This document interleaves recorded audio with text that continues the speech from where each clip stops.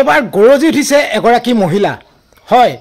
নাম মনালিসা গগৈ হিমন্ত বিশ্ব শৰ্মাৰ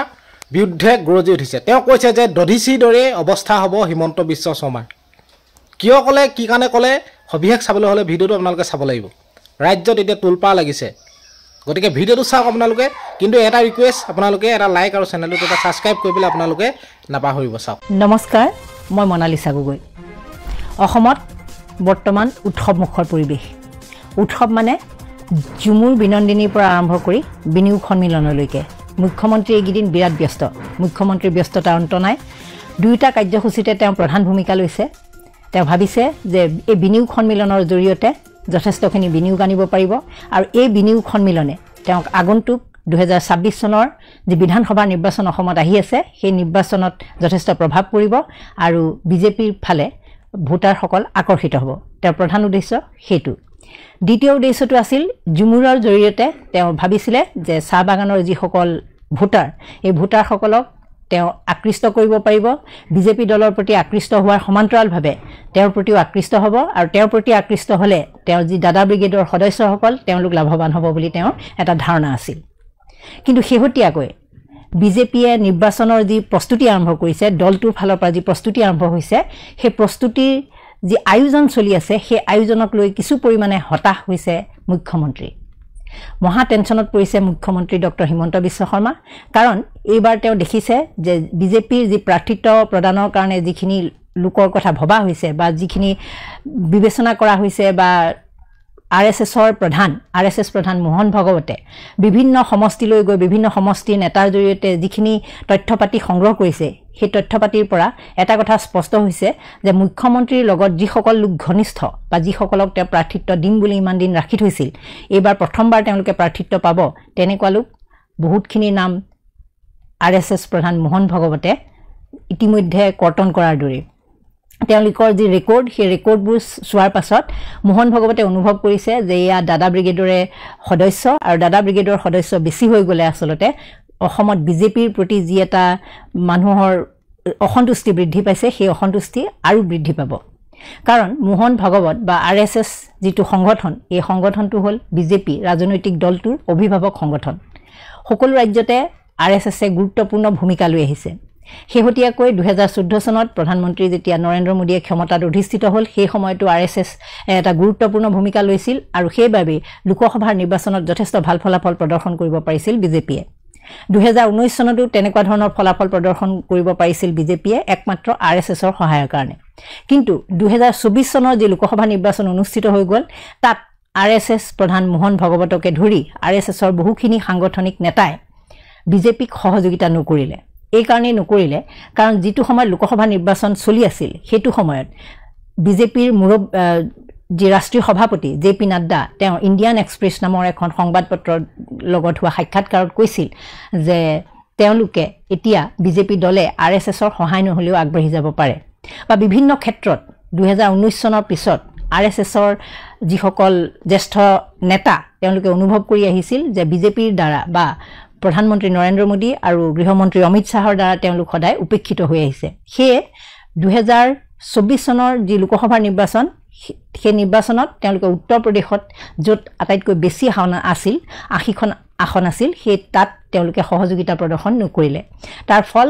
আৰএছএছে অসহযোগিতা কৰাৰ ফল ইতিমধ্যে বিজেপিয়ে পালে আৰু বিজেপিয়ে মাত্ৰ 240খন আসনত এইবাৰ সীমাবদ্ধ হৈ থাকিবলগীয়া হ'ল গতিকে ইয়াৰ পিছৰ পৰ্যায়ত আৰএছএছৰ অসহযোগিতাৰ কাৰণেই যে বিজেপি এনেকুৱা ধৰণৰ ফললৈ গ'ল ইমানখিনি যে আসন কম পালে সেই কথাটো বিজেপিয়ে ভালদৰে উপলব্ধি কৰিছে ইয়াৰ পিছৰ পৰ্যায়ৰ যিবোৰ ৰাজ্যিক নিৰ্বাচন আছিল বিভিন্ন ৰাজ্যৰ যিবোৰ বিধানসভা নিৰ্বাচন আছিল তাত পূৰ্ণ সহযোগিতা আগবঢ়াইছে আৰএছএছে শেহতীয়াকৈ মহাৰাষ্ট্ৰ নিৰ্বাচনত দিল্লী নিৰ্বাচনত হাৰিয়ানা বিধানসভাৰ নিৰ্বাচনত আৰএছএছে যথেষ্ট সহযোগিতা আগবঢ়োৱাৰ ফলত তিনিখন ৰাজ্যতে ভাল ফলাফল দেখুৱাবলৈ সক্ষম হৈছে বিজেপি সেয়ে এইবাৰ আৰএছএছে ভাবিছে যে উত্তৰ পূৰ্বাঞ্চলৰ ৰাজ্যবোৰৰ ভিতৰত অসম এখন বৃহৎ ৰাজ্য গতিকে অসমত যাতে পুনৰবাৰ তৃতীয়বাৰৰ কাৰণে যাতে বিজেপি দলটো ক্ষমতালৈ আহে সেয়ে মোহন ভগৱতে 5 দিনীয়াকৈ অসমত বাহৰ পাতি আছে এই সময়ছোৱাত তেওঁ বিভিন্ন স্থানীয় নেতা বিজেপি নেতা আৰএছএছৰ সক্ৰিয় কৰ্মীৰ লগত কথা পাতিছে হিয়া কেৱল গুৱাহাটীৰে নহয় অসমৰ বিভিন্ন প্ৰান্তৰ বিভিন্নজন নেতাৰ লগত তেওঁ ইতিমধ্যে বৈঠকত বহিছে ইয়াৰ পিছত তেওঁ যিখিনি ইনপুট পাইছে যিখিনি তথ্য পাইছে সেই তথ্যবিলাকত তেওঁ এটা কথা অনুভৱ কৰিছে যে যিসকল বিজেপি হিচাপে খ্যাত অৰ্থাৎ 2015 চনৰ পিছত যিসকল দললৈ আহিছে তেওঁলোকৰ উদ্ভণ্ডালি দলটোৰ বিভিন্ন পৰ্যায়ত যথেষ্ট পৰিমাণে বৃদ্ধি পাইছে বিজেপিৰ যিসকল পুৰণা কৰ্মী যিসকল RSSৰ প্ৰকৃতাৰ্থত কৰ্মী আছিল তেওঁলোক অত্যন্ত খৰ্গহস্ত হৈ আছে এই নেতাসকলৰ ওপৰত 2015 চনৰ পিছৰ পৰা যিসকল পুৰণি কৰ্মী আছিল বিজেপিৰ আৰু যিসকল RSSৰ অতীতৰ পৰা RSS কৰি অহা লোক তেওঁলোক দলৰ বিভিন্ন কাৰ্যক্ৰমণিকাৰ পৰা আঁতৰি আছে সেই কথাটো ইতিমধ্যে অসমৰ বৰ্তমান যি দায়িত্ব পালে বিজেপিৰ ৰাজ্যিক সভাপতিৰ দায়িত্ব পোৱা দিলীপ শইকীয়াই অনুভৱ কৰিছে গতিকে দিলীপ শইকীয়াই সভাপতি হোৱাৰ পাছতে এটা কথা ঘোষণা কৰিছিল যে পুৰণি কৰ্মীসকলক বিভিন্ন দলৰ পদবীত অধিষ্ঠিত কৰা হ'ব তেওঁ সেই কথাটো অনুভৱ কৰিছে তেওঁ যেহেতু নিজেও এগৰাকী জ্যেষ্ঠ কৰ্মী গতিকে এই গোটেইখিনি কথাৰ পৰা এটা কথা স্পষ্ট হৈ উঠিছে যে 2015 চনৰ পিছত দলটোত বিজেপি দলত যিসকলে যোগদান কৰিছিল আৰু তেওঁলোকৰ কিছুমানৰ সৰহসংখ্যকৰে যি সমষ্টিবিলাকৰ যি দপদপনি বা পুৰণি বিজেপি কৰ্মীক বা পুৰণি RSS কৰ্মীক অকাৰণতে অৱহেলাৰ দৃষ্টিৰে চোৱা যিটো তেওঁলোকৰ পদক্ষেপ সেই পদক্ষেপৰ প্ৰতি চূড়ান্ত অসন্তুষ্ট হৈ আছে সেই লোকসকল গতিকে বিজেপিয়ে যদি পুনৰবাৰ সেইসকল লোকক প্ৰাৰ্থিত্ব প্ৰদান কৰে তেনেহলে ভোট বিভাজন হ'ব আৰু এই পুৰণি বিজেপি সকলে বা যিসকলে RSS কৰি আছিল তেওঁলোকৰ মাজতে ভোটটো বিভাজন হৈ বিৰোধী দলৰ প্ৰাৰ্থী জয়ী হোৱাৰ সম্ভাৱনা বেছি সেয়ে RSS প্ৰধান মোহন ভগৱতে এটা সিদ্ধান্ত লৈছে যে এই যে যিটো প্ৰাৰ্থিত্বৰ কথা চিন্তা কৰা হৈছে এই প্ৰাৰ্থিত্বৰ কথা যথেষ্ট সংবেদনশীল আৰু এটো যিকোনো এজন ব্যক্তিৰ পৰামৰ্শ মতে সম্ভৱ নহয় প্ৰাৰ্থিত্ব প্ৰদানটো কাৰো ইছাৰাত নচলিব সেই সিদ্ধান্ত তেওঁ ইতিমধ্যে লৈ পেলাইছে তাৰোপৰি ৰাষ্ট্ৰীয় সাংগঠনিক সম্পাদক BL সন্তোষ অসমলৈ আহিব 1 মাৰ্চত আহি তেওঁ নতুনকৈ যিবোৰ জিলা পৰিষদৰ জিলাৰ সভাপতি হ'ল 433টা মণ্ডলৰ সভাপতি আৰু 39খন জিলা সভাপতিৰ যিসকল নতুনকৈ বাপ পালে তেওঁলোকৰ লগত বৈঠকত বহি বিজেপি দলটো কেনেকৈ শক্তিশালী কৰিব পাৰি পঞ্চায়ত নিৰ্বাচনৰ আগত আৰু বিধানসভা নিৰ্বাচনৰ কাৰণে কেনেকৈ নিজকে প্ৰস্তুত কৰিব পাৰি এই বিষয়ে আলোচনাত বহাৰ সিদ্ধান্ত লৈছে এতিয়া কথা হ'ল এই যে BL সন্তোষৰ পৰা আদি কৰি যিসকল নেতা তেওঁলোক পুৰণি নেতা আৰু তেওঁলোকে RSSৰ পৰামৰ্শ মতেহে সাধাৰণতে পদক্ষেপবোৰ গ্ৰহণ কৰে গতিকে BL সন্তোষ জাতীয় নেতাসকলে আসলতে মোহন ভগৱতৰ দৰে নেতাৰ